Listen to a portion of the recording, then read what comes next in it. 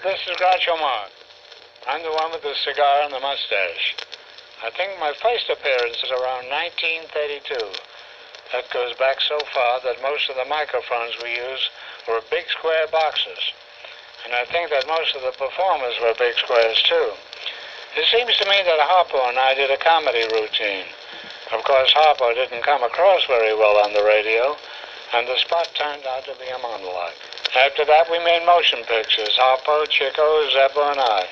We spent a day at the races, a night at the opera, and while we were making animal crackers, we really ate well. Somewhere along the way, John Goodell asked me if I'd do a quiz show for NBC. Can you imagine, after 40 years in show business, they invited me to end up as an encyclopedia?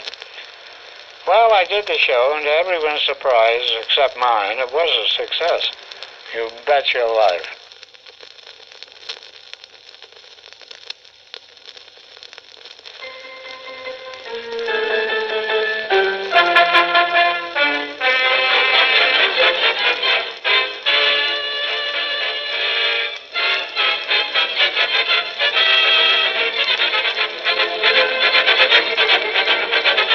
From Hollywood, California, the Hotchkiss Packing Company presents the Marx Brothers.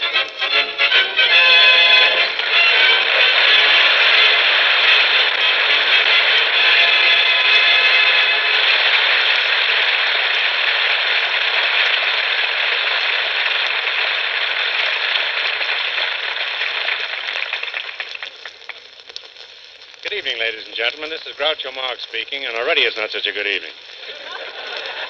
Tonight, Chico and myself, with the help of that grand musical director, Raymond Page, bring you a slice of life in that crazy world they call Hollywood.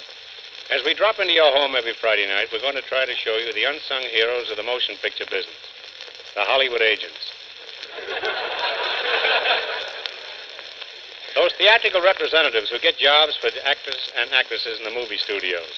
It's about time these agents were recognized. Look at the stars they've made. Take us, for instance. Who made us what we are today? Who helped us when we were in need? Who loaned us money when we didn't have a dime? The Western Loan Company. Have one of our bonded representatives call at your house next Monday night and take your house away while you're having dinner. So on with the show and let the jokes have no age limit. And while Ray Page sets the scene, we'll get the theatrical office ready for our new business as Hollywood agents, where everything is 10% off, including the agents.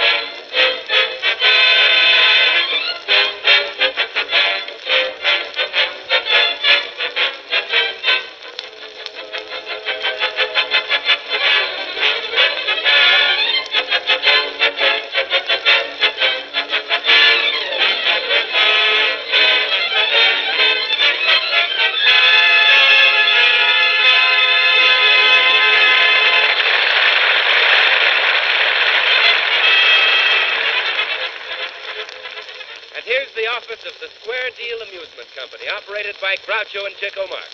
Representatives of talent for the screen, sellers of sensational stars.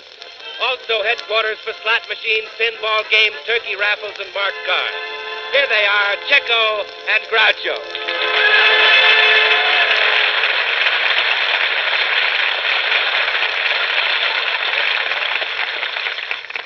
Very irksome, very irksome. I can't understand it. We have a business. We've got a marvelous office here, but nobody comes in.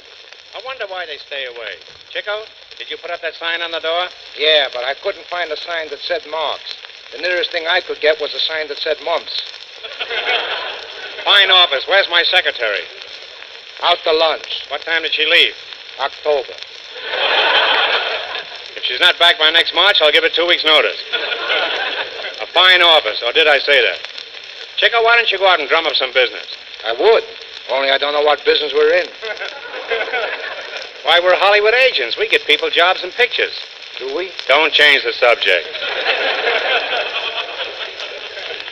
But why do we want to get people jobs in pictures? Well, we get 10% of their salaries. Don't we have to do anything for the money? No, we're agents. I know, but what do we do? Nothing. We're agents. Say, I've been an agent for years. Of course, you should be great as a picture agent. You've never been able to get yourself a job in pictures. Well, I nearly got a job one time. In a picture called The Human Race. Yeah, what happened? Oh, they said I wasn't the type. Well, then you'd certainly make a fine agent. All right. But where do you get these people you put into pictures? How do you find actors? Just carry a roast beef sandwich down the street and sign up anybody who snaps at it. Now go out and sign up some stars. Say, I got a great idea. I'll get a Jean Hollow up to the office and sign her up. Wait a minute. Jean Hollow has an agent. Yeah, but it'll be a lot of fun getting her up in the office.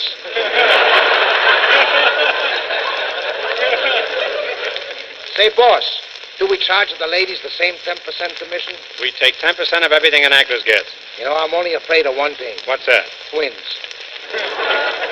Chico, you're a dreamer. Come on, I'll try you out as an agent. For example, if you walked into a producer's office, how would you sell them Kate Smith? Yeah, I don't know. Why, you'd say, this little lady can sing, play the piano, and in an emergency, move it.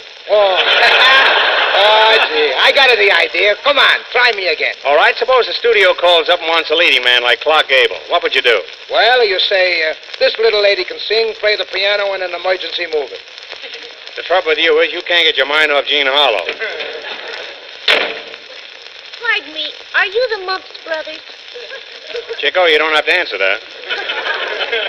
You needn't be afraid of me. I've had the mumps.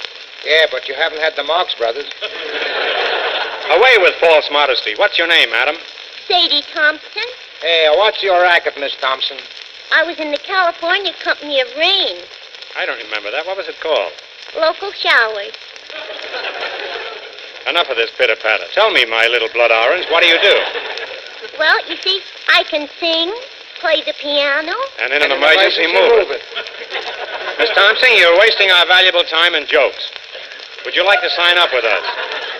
I should say not. Don't you remember? I was in here a month ago. I gave you my name and address, but you never got me a job. What are you going to do about it? I'll give you back your name and address. Oh, gee. Thanks very much. Gee, I think you're swell. Oh, we're not swell. You're just being swell. I'll never forget you for this. I think you're both swell. Yeah, we think you're swell, too. Oh, I don't think we're nearly as swell as she is. You are, but I certainly am not. That's certainly swell of you to say that. Well, goodbye. It was swell seeing you. Well, it was swell seeing you, too. Swell up and see us again sometime.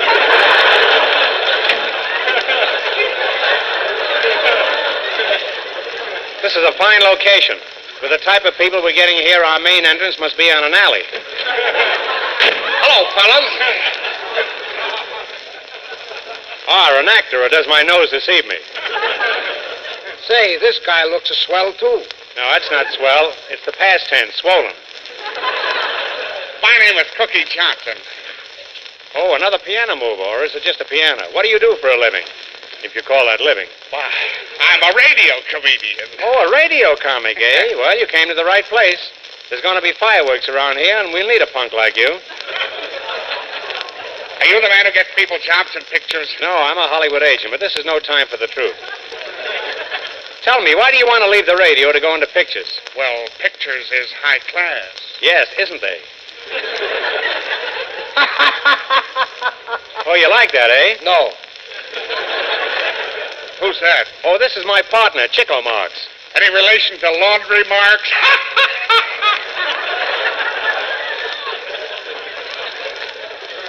Chico, put on your brass knuckles and shake hands with Mr. Johnson. How do you do? Your name is familiar, but I don't know how to do with your face. I've got a couple of suggestions. I don't know if I want you guys for my agents. I don't know if I want an agent. You can't depend on them.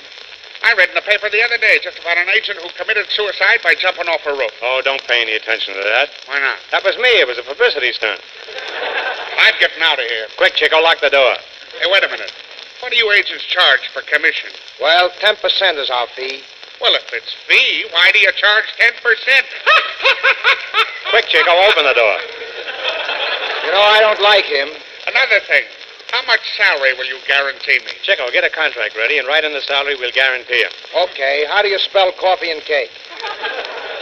Hey, if I'm going to sign anything, it's got to be a legal contract. You can trust us, Mr. Johnson. We're an old established firm. We've been in this location since 7:15. Here, I'll draw up the contract. How's this? Whereas you think you're a comedian, and whereas we think we're agents, and we think we can get you a job in movies, of course we're not sure whereas.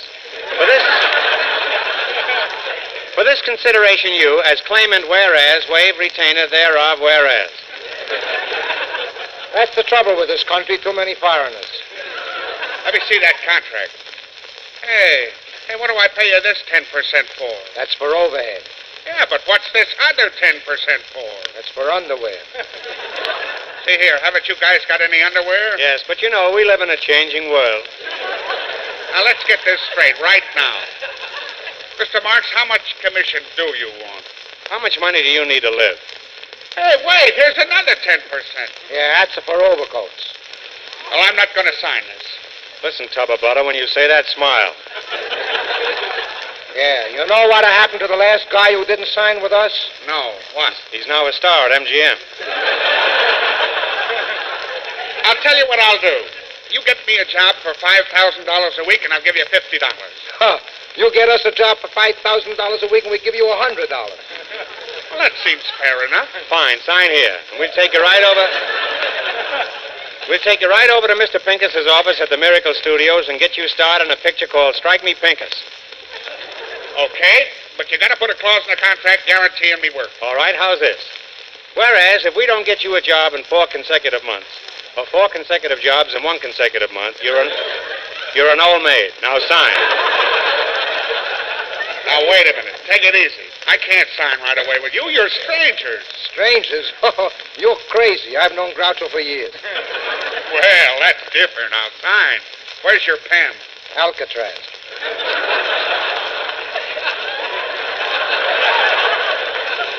He doesn't, not your home. The pen he means. Here you are. Thanks. Wait, there's no pen point in the pen. That doesn't matter. I can't write. Then we're even. We can't read.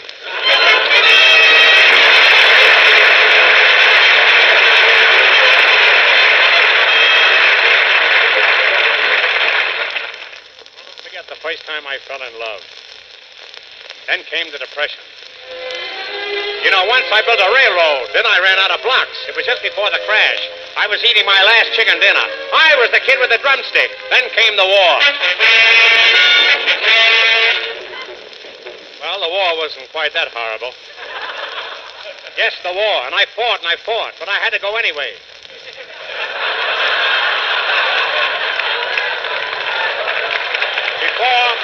Before I knew it, I was in the thick of battle, and then we ran out of ammunition. All we have is some peas, so we shelled them. I'll never forget how surprised I was the day the general stood before me. He said, "Private Marx, I've had my eye on you for a long time. I've seen you all through your preliminary training in ground work, and I want you to leave my wife alone." Of course, I was taken aback. I was taken aback to the guardhouse, and when I woke up, I had a black eye. How proud I was. My first decoration. But I found they had stripped me of everything. My pride was gone. My honor was gone. Was your watch gone, too? No, but it was going. Then the armistice was declared, and I crawled out of a haystack, packed up my needle, and returned home. I walked into my little gray cottage, and there was my wife. That'll give you a rough idea of what kind of home life Ray Page has. Ah, home, I can see it now. A little rose-covered cottage, and there is my wife, standing at the door. Yeah, how do you know she's standing? I sold the furniture before I left, stupid. Ah, home. What is home without a mother? Chico, I ask you, what is home without a mother? An incubator. So when you hear it thunder, don't run under a tree. There'll be pennies from heaven for you and me.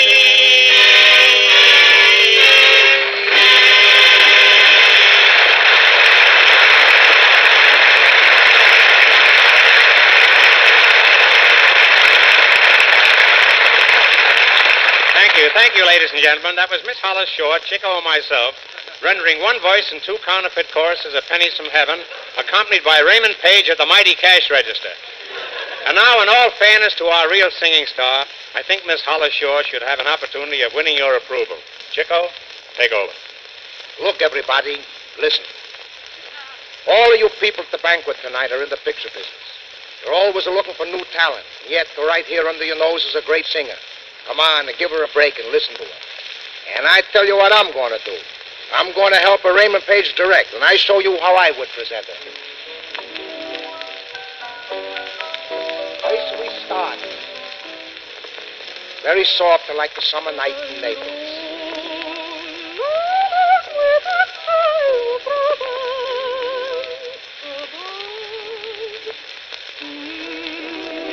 And then suddenly we hear the fountains in the garden. That's the violin. There must be someone waiting who feels the way I do. Then the nightingale joins with you. That's the flute.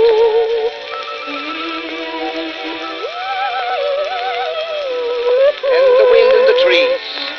That's the clarinet.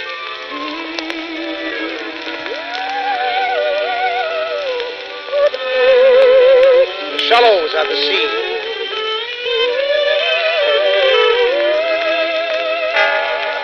The bright moon, the horns.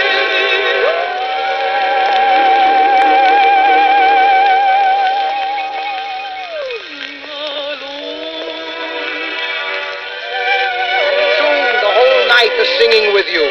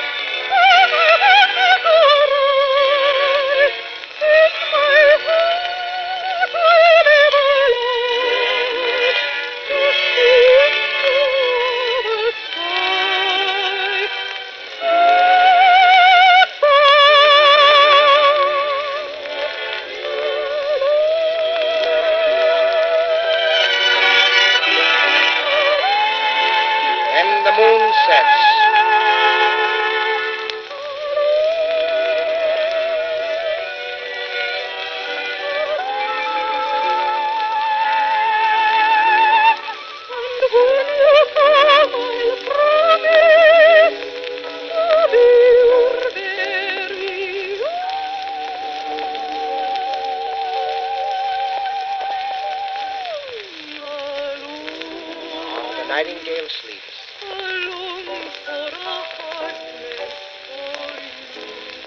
Mountains.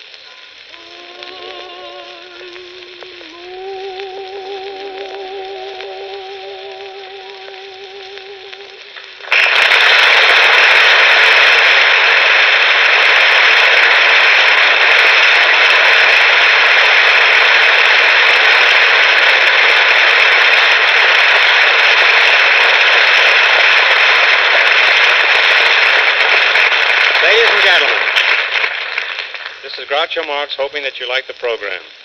We'd also like to have you know that Miss Hollis Shore is, in actuality, our protege. Both Chico and I feel sure that she has a great future as a singing star. And we want you to know, too, that we intend in all seriousness to do everything in our power to further her career. And so, my friends, for Raymond Page and myself, I say good night. Say good night, Chico. Good night, Chico. Remember that the Hotchkiss Packing Company will not be responsible for any comedians left after 30 days.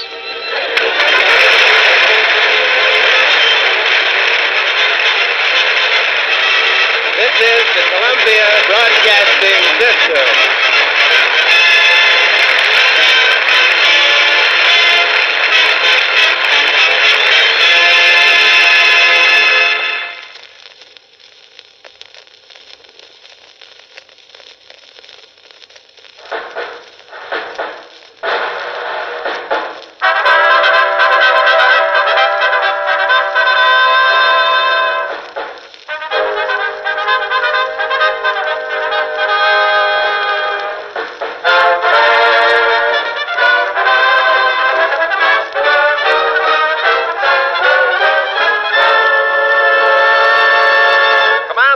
Performance USA, the greatest entertainers in America, as requested by you, the servicemen and women of the United States Armed Forces throughout the world. Command Performance, presented this week and every week till it's over there.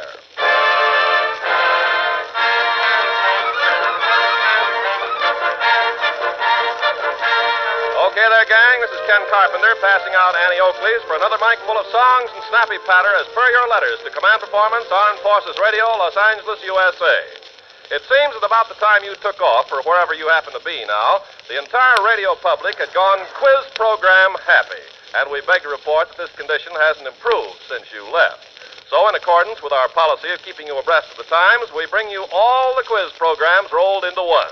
We've named this impending catastrophe Dr. People, our Double and Take It, Truth or Ignorance, It Pays to Be Information, or Leave It and Let the Quiz Kids Take the Consequences. And now we bring you that genial, jovial, affable, laughable custodian of the questions, that ever-cheerful dispenser of brand-new silver dollars, Dr. Groucho Marx.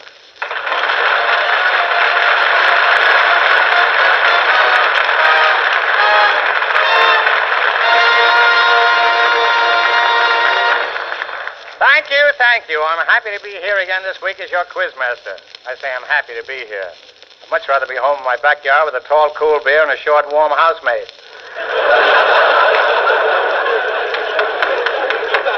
I wrote that myself. Now let's get on with the show. Better yet, let's get on with the housemaid. And remember, this program... Boys. And remember, this program is presented by the makers of Sludge, the breakfast food that makes you wish it was lunchtime. Unlike other breakfast foods, Sludge doesn't crackle, snap, crunch, or pop. It tinkles. No other cereal can make this statement. Personally, I'm just as happy. Who wants a cereal that makes statements? How'd you like to sit down for a quiet breakfast some morning and have a plate of oatmeal, say, "Hello, Harry, how'd you sleep last night? When are you going to pay the rent?" I like an oatmeal that keeps his lump shut. If he wants to talk, let her talk to other oatmeal. I like an oatmeal that's kind, not one that's gruel.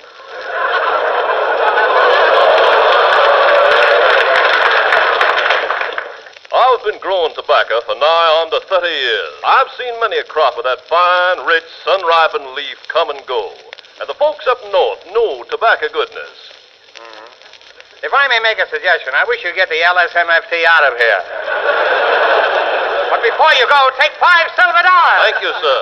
That's all right. I'm taking 50. Bunch will never miss it, and I'll never miss you. Let's see now. Who's our next contestant? Ah, here he is. What's your name, sir? I've been growing tobacco for nigh on to 30 years. Now, isn't that stuff up yet? Look, this is a quiz program. Are you a contestant or aren't you? The whole secret of real tobacco goodness is in the fertilizer. It is, huh? You gotta know just how to spread it around. Well, you're the man for the job, and thank you, Sam Nicotine. This is some quiz program. I've been here 20 minutes, and I haven't asked anybody a question yet. Oh, well, I'll take a few more silver dollars. After all, it's only stealing. Ah, here's the next contestant. Good evening, sir. My name is Richard Lane. I live at 748 and Quarter Clinton Avenue, Culver City, California. The campus is a little white house, green shutters, picket fence, red brick chimney. All you have to do is to turn to the right when you come to the gas near the corner of Melrose. Keep going to hit Clinton. Turn to the left is the fourth house and right if it comes from Beverly. I'm a grocery clerk. Now, what's the first question? Well, I was a couple of these...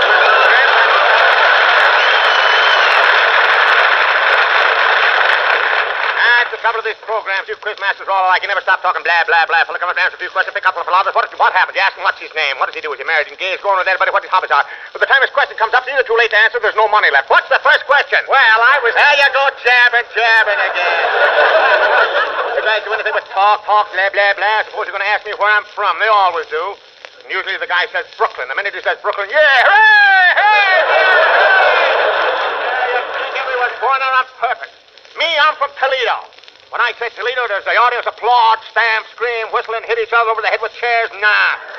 They just say Toledo. Brooklyn, yeah, hey, Toledo. All right, what's the first question? When you were a baby, did your mother ever drop you on your tongue?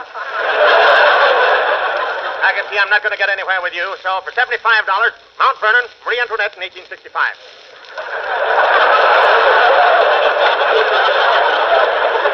I don't get it. What's that? That's 3 questions. Put any questions you like, Joe. Now, give me the money. Good night.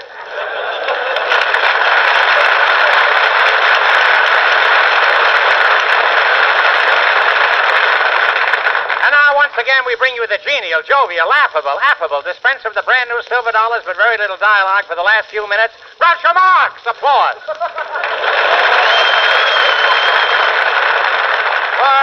For those of you who are lucky enough to tune in late, let me remind you that this program comes to you through the carelessness of sludge, the breakfast food that tinkles.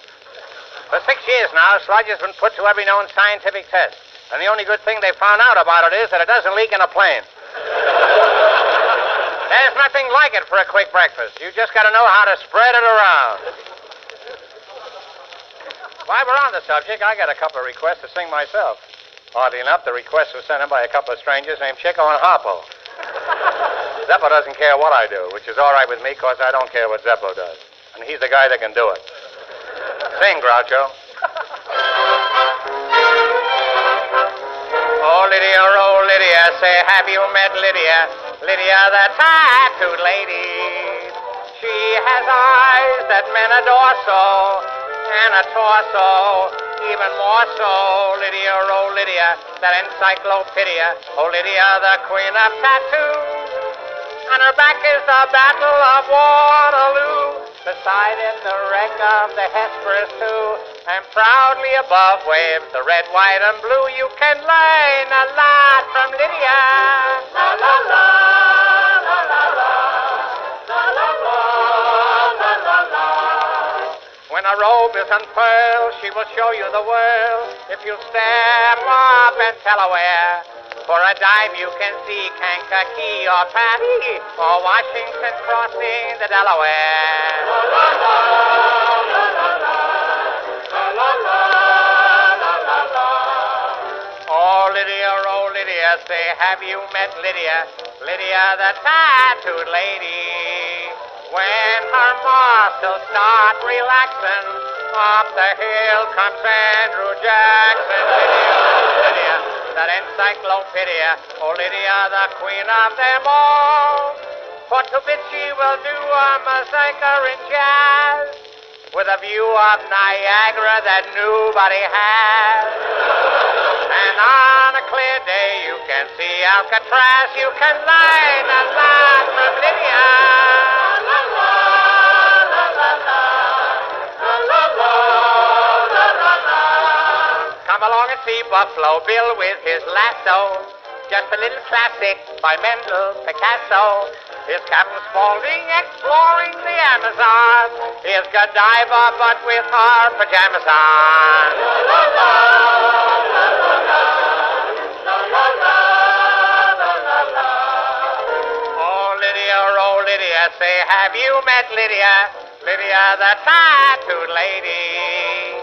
When she stands, the world grows littler. When she sits on Hitler. Lydia, oh Lydia, that encyclopedia. Oh Lydia, the queen of them all.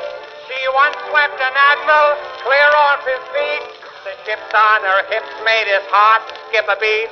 And now the old boy's in command of the fleet, for he went and married Lydia. I said Lydia. I said Lydia. La, la.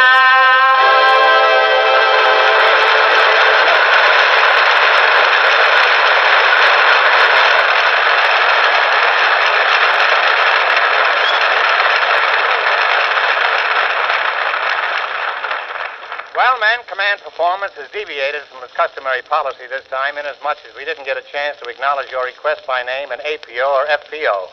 However, those of you who did have your requests answered in the show know who you are, and we'll keep answering your mail as fast as it comes in. That's about all I've got. Good night, folks.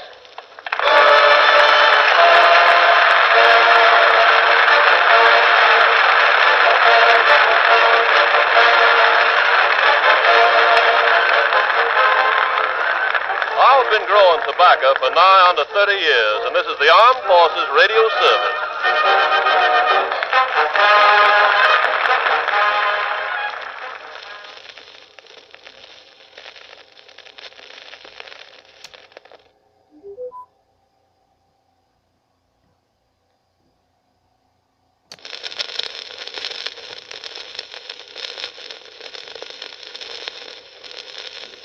Groucho Marx, that's me.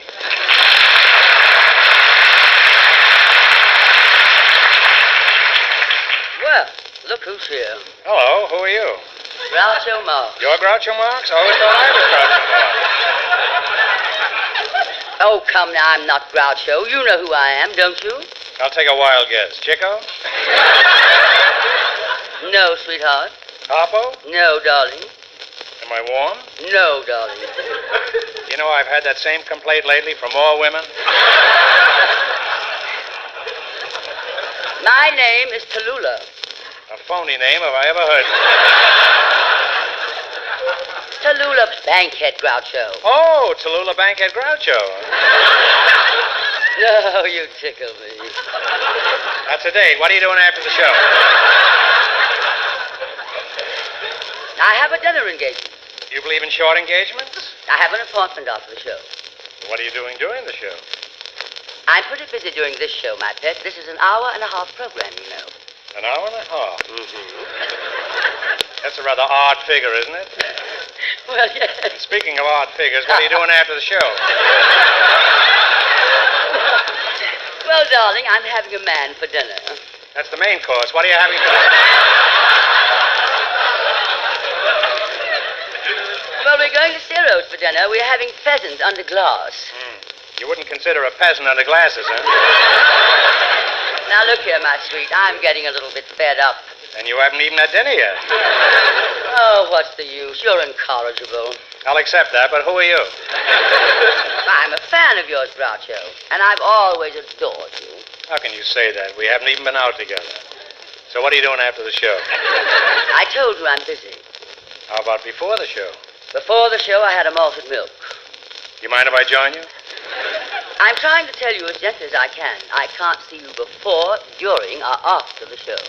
Well, now that you've given me the brush, how about you and me going out and painting the town red?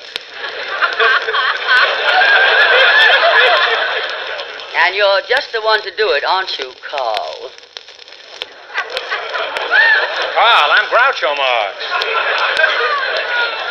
And now, if you don't mind, I'd like to go on with the show. Go right ahead. Ladies and gentlemen, we have so many stars on our program. Tallulah. I used to know a Pullman car named Tallulah.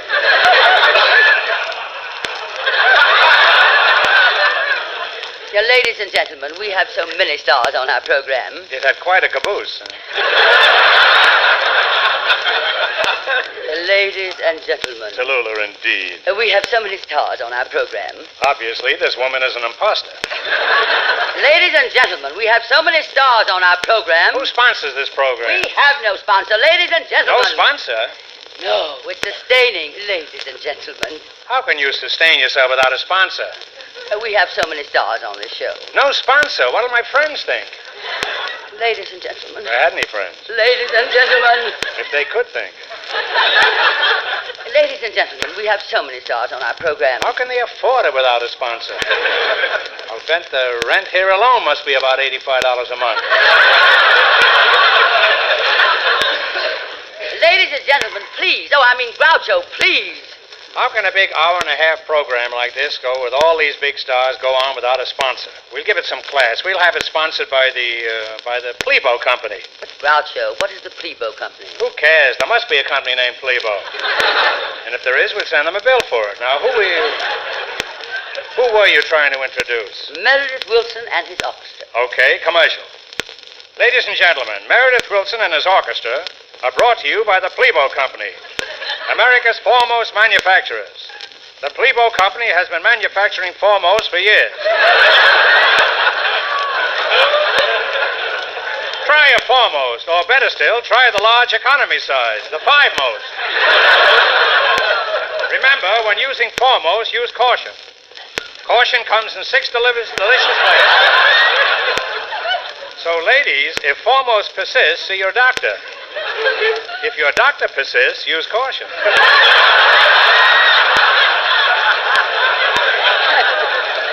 So buy a box of Plebo today. And if you are not satisfied, return the unused portion of the product, and the Plebo Company will return the unused portion of your money. If you live in Canada, say hello to Papa Dion. Oh, Mr. Pinzer, do you know Groucho Marx? Groucho Marx? What a peculiar name.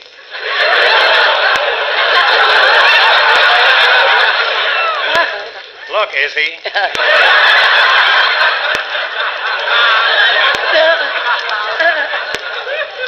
Don't you feel a little peculiar singing on a program that hasn't got a sponsor? Let me give you a commercial. The Plebo Company. Groucho, darling. Hey, you know who I just saw out there? Fanny Ward. Groucho, that's Fanny Bryce, and that man with her was Hanley Stafford, her father. Fanny Bryce's father is Hanley Stafford? Well, he's not really her father. She's his ward. That's what I said, Fanny Ward. Speaking of Fanny, what's Pinzer doing sitting around in his dressing room?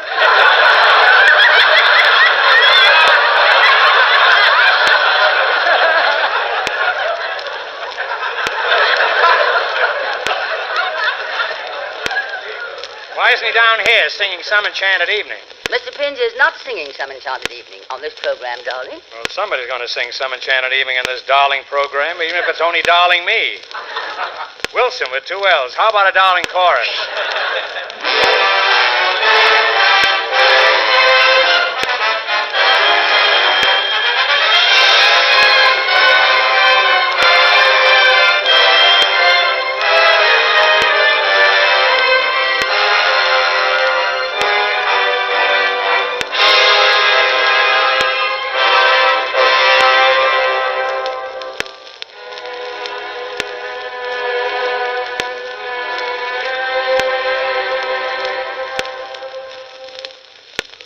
Some enchanted evening,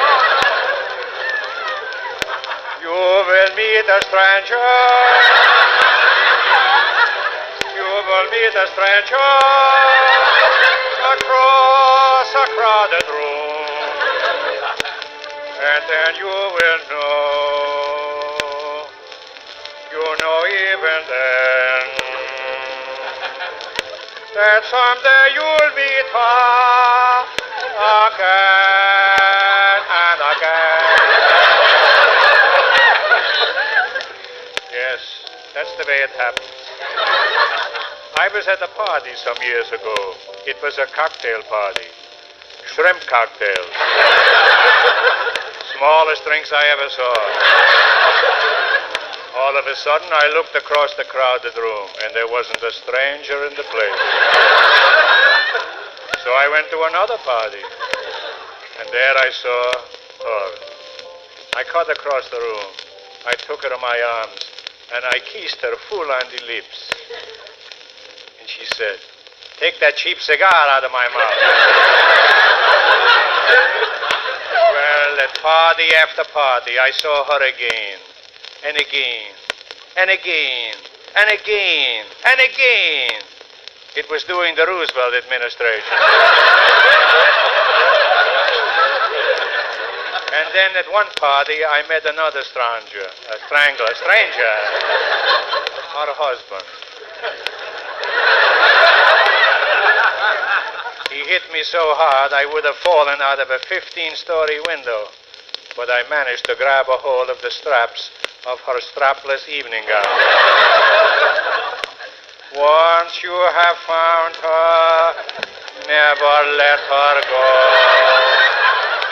Once you have found her, never let her go.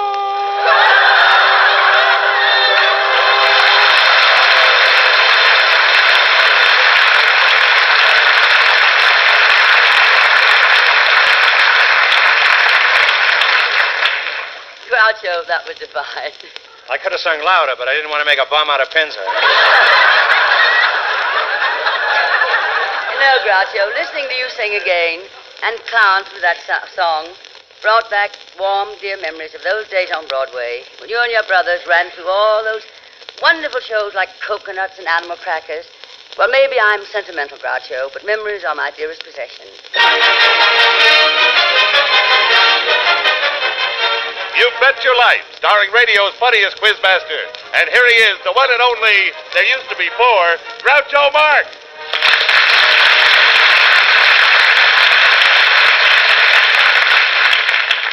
here we are, ready to play You Bet Your Life, and here's your announcer to explain the rules of the game. Well, folks, it's very simple. Simple. I've been doing it for 4 years. I still don't understand it. Each couple in our contest gets $20. Some deal. Unemployment insurance gives you $26. Each couple can bet as much of the $20 as they like. And the amount bet is added on to the original $20, and they can bet as much of that as they like, which is again added consecutively to the original amounts, which have been varied each time, depending on the amount you have bet or have not bet before. The Einstein theory is relatively easy. And here's our first couple, Groucho, a father and daughter. Mr. Higgins and baby Snooks, meet Groucho Marx. Well, hello, little girl. Your name is Baby Snooks? Yes, sir. Are you a good little girl? Yes, sir. And this is your father? Yes, sir. Hello. Hello, Mr. Higgins. I want to welcome you to You Bet Your Life. Wait a minute, mister. Where's my money? Money? What money? I answered 3 questions, and you didn't pay me any money yet. Isn't she cute? Why don't you shut up? Hit him, Daddy. Snooks, stop that. I'm sorry, Mr. Marx. She doesn't understand the rules of the game. Then she's smarter than I thought she was. Now tell me, how long have you two been married? We ain't married. You ain't? No. He's my daddy. We ain't even engaged. Mr. Higgins, you mean this is your daughter? Yes. And you're still speaking to your wife? What? Now, just a darn minute. You can't talk that way about my daughter. Why not? I've got a daughter myself. Well, I really shouldn't say I got her myself. I had a little help. Yes, we can't ignore our wives, can we? No, but I have no respect for a man who doesn't try. Daddy. What? Bend down. I gotta whisper something. All right. What? Now, why couldn't you think of that when we were still in the hall? I wasn't thirsty.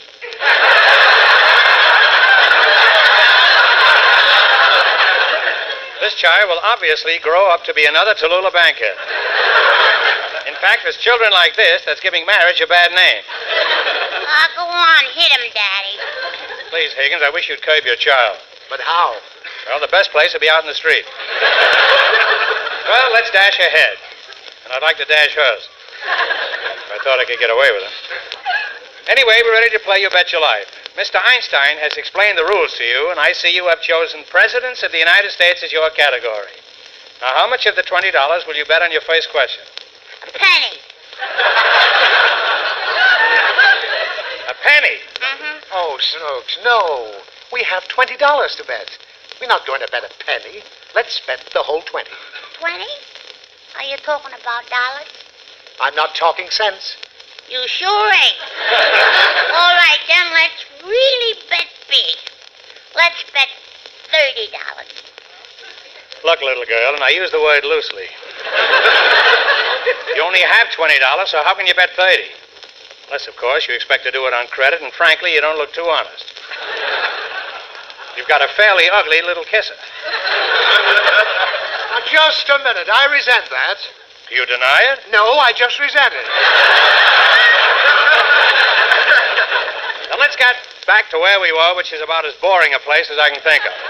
Now, how can you bet 30 when you've only got 20? Well, my daddy's got some money, haven't you, Daddy? No, I haven't.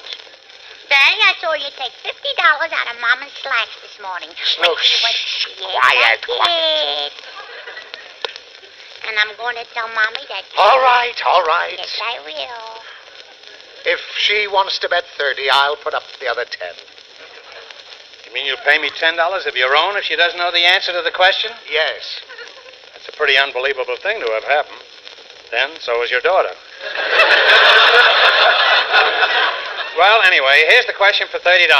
What is the name of the second president of the United States? The second president? Yes, and I'll give you a hint. His first name was George. I know. George Washington. I'm sorry, it's John Adams. But you told her the first name was George. I'm sorry, I was wrong. Now you owe me $10. I won't pay it. All right, then. I'm going to tell Mommy that you took all that money All out of... right, all right. Here's the $10. You know, this is the first time I've understood this program. Come on, Snooks. Let's get out of here. No, we won't, Daddy. I'm mad at him, and I want to win his money. Of course, I hate him. You hate me? Please don't say that. It's a set rule on radio that all quizmasters must be known as lovable. I'll tell you what, if I like you, will you like me? Well, all right. Fine. Now we like each other, right? Right. But you know something? What? I liked you better when I hated you. Well, I don't really care if people hate me as long as they think I'm lovable. Now, where were we? Well, we want to bet you some more money. My daddy still got $40 left. Snooks, no. But I saw you take it out of Mommy's pocket. Your mummy sounds like she's got a great pocket. Wouldn't mind reaching in there myself sometime. Please, Mr. Marx. You should have a little respect for my wife. I do. I have very little respect for her. Particularly since I've gotten a load of you two. Now, let's proceed. All right. I want to ask you a question, and we'll bet $40. Snooks! Oh, you're going to ask me a question? Yes, I am. And I'll bet you $40. Little does she know that I have her in my power. For I am the master of the quiz, and soon I shall have all her money. Are you ready for the question, mister? Okay. All right. First pronounce the word T-O. T-O. 2. Right. It's like taking money from a baby. Now pronounce T-W. 2. Now pronounce the second day of the week. Second day of the week. Just a moment. Now, this is the one with the catch in it. She wants me to say Tuesday. But the correct way to say it is Tuesday. But I'm sure she always says Tuesday. So if I say Tuesday, she'd say I'm wrong because it's Tuesday. So I'll say Tuesday. Wrong, we win. Tuesday. Wrong, we win. Wait a minute, I say Tuesday. Wrong again. The second day of the week is Monday. Take the money, Daddy. We fooled you.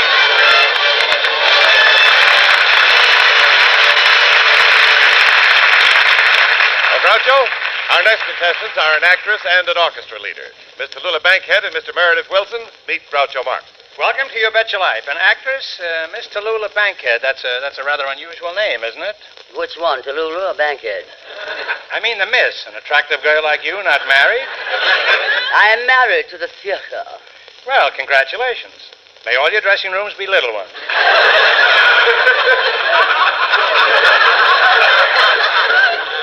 With running water, preferably. That's an Indian I used to know. Are you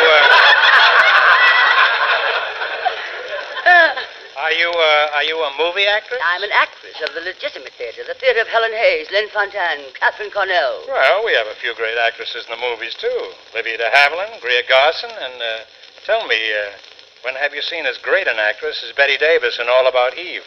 Every morning when I brush my teeth.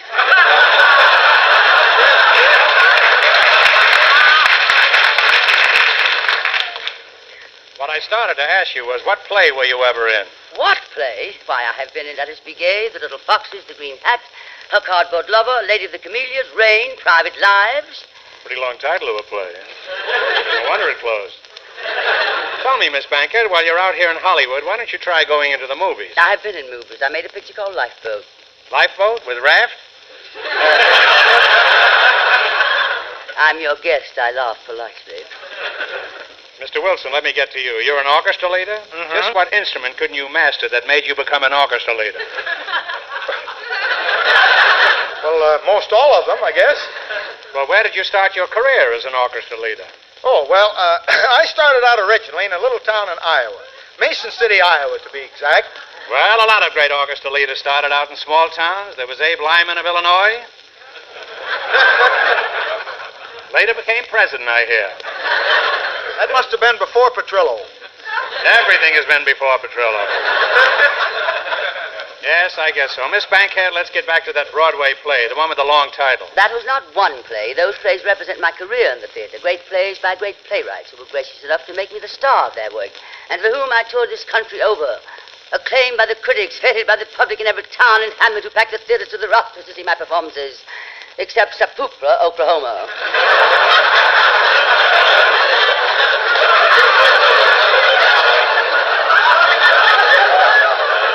That is certainly a novel pronunciation.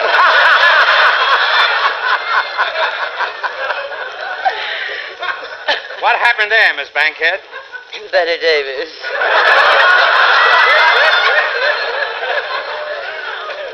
Oh, tell me, Miss Bankhead, do you think I could be an actor in the theater? Anyone can become an actor, I suppose, but to be great, one must suffer. I had to wrestle with every part I master.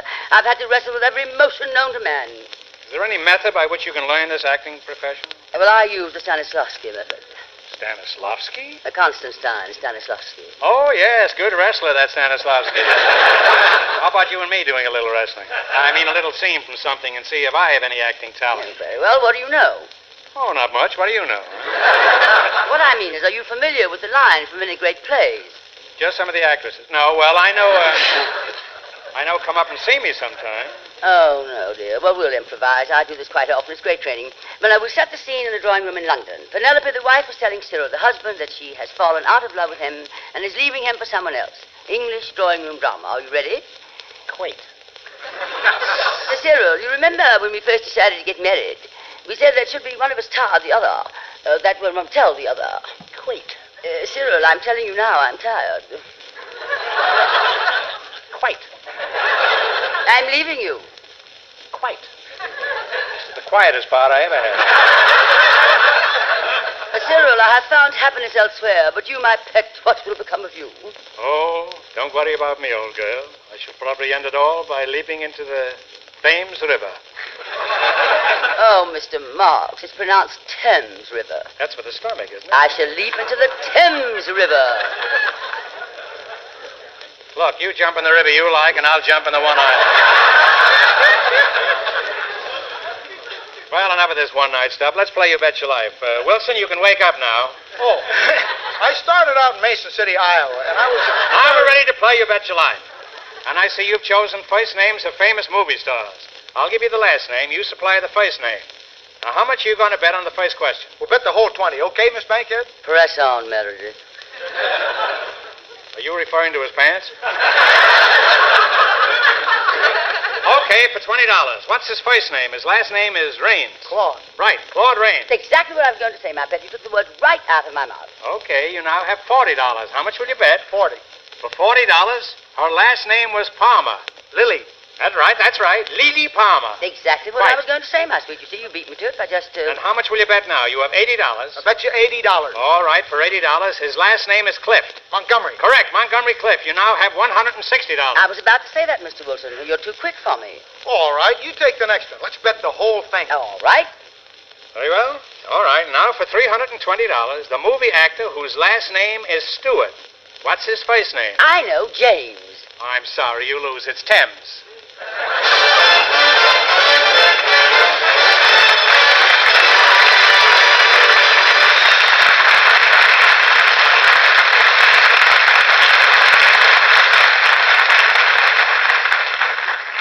For our next couple, Groucho, we selected from our audience a plantation owner and a young singer, Mr. Ezio Pinza, Miss Jane Powell. Folks, meet Groucho Marx. A plantation owner and a young singer. Miss Powell, you're the plantation owner? No, I'm the young singer. I am the plantation owner. Oh, do you plant taters and do you plant cotton? I do. I now pronounce you Old Man River. Now, Miss Powell, what does a pretty girl like you do for a living? I work for MGM. I can't hear you. Would you mind stepping a little closer to the microphone? On second thought, forget the microphone. Just step a little closer to the quizmaster. Well, which is which? Well, the microphone... The microphone has more holes in the head. Now, Miss Powell, as you know, this is a quiz program. So, what are you doing after the show? I'm busy. Let me put it this way. I can get you into pictures. Well, I'm already in pictures. Well, let me put it this way. Can you get me into pictures? I am a plantation owner.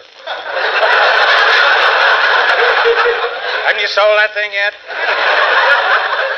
Oh, yes. Do you plant taters and do you plant cotton? That's right. Well, then that plants are soon forgotten. So let's forget about you and get back to Miss Powell. Miss Powell, how old are you? 19. You call that old? Which brings us to Mr. Pinzer. Is that the way you pronounce it? That is right. Ezio Pinza. How's that again? Ezio. E-Z-I-O. Ezio. Pinza. P as in Peter. I-N-Z-A. Ezio Pinza. Tell me, Tom, you must have had a very...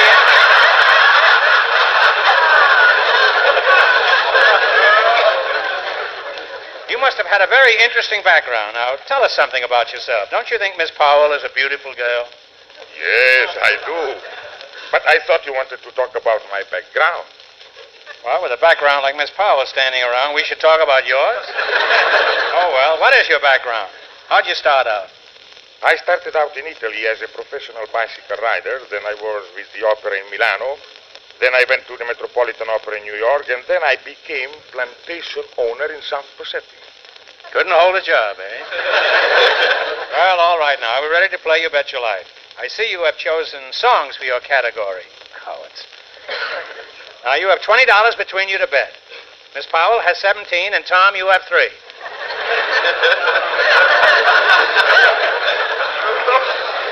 Now, I'll sing the beginning of a song, and you have to finish it. Ready? How much of your 20 will you bet? We'll bet $10. Very well. For $10, sing the rest of the song that starts out this way. 1. Was that all you're going to sing of? That's all. 1. And no hints from the audience, please. The song I was thinking of was Wonder Who's Kissing Her Now. Now you have $10 left. How much of the 10 do you want to bet? All of it. All right, finish the song that starts with sweet. Sweet? That's right, sweet. But what is the song that starts with sweet? Candy and cake. I'm sorry you lost all your money, but for being such good sports, I'm going to give you each a DeSoto Plymouth car and a lifetime supply of money. Better luck next time.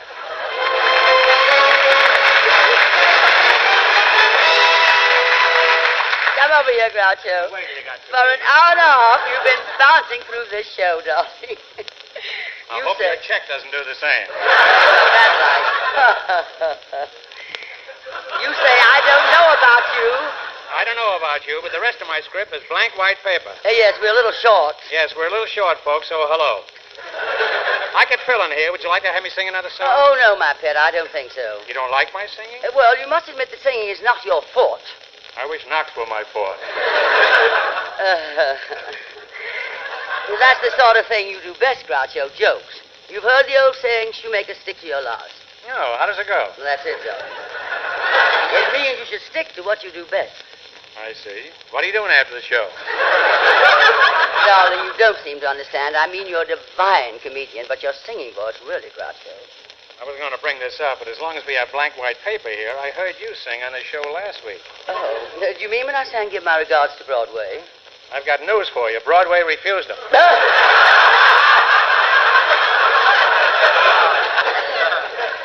And Herald Square turned him down, too. Now, don't go talking about my voice. How about your voice? Just a minute, Costello. Critics Have you everywhere... been at it all this time? I certainly have. Everywhere they've said that I have a sterling voice. Flatware, eh? Me flat? Okay, meet me at Me Flat right after the show. After all, darling, I just wrote an article on music in this month's Flair magazine. An article about Louis Armstrong. Why should I discuss music with you? I started out with the Metropolitan Opera Company in New York. A prize in each and every package, and if you hold on to the ring after tonight... Well, I'll leave it to Meredith Wilson. He should know. He's a musician. Meredith, my sweet, come here. Tell me the truth. Now, what did you think of my singing last week? Be brutally frank. Brutal. Well, darling, if you'd only played in the right key. Well, if you'd let me have your key. I give my key to no man. Well, Miss Bankhead, how can I play the song for you if I don't know what key it's in? Well, no one has ever complained to my voice before. I wish you'd hear me in the shower. Now, this is the dame who'd give her a key to no man. Now, do me a favor, Meredith. Would you ask your orchestra if they would play Give My Regards to Broadway? I want to sing it again right now, just to prove a point to Mr. Marx. Certainly, gentlemen. Would you play Give My Regards to Broadway for Miss Bankhead? She wants to sing it again to prove a point to Mr. Marx. Oh, no. Boys for me. All right, darling.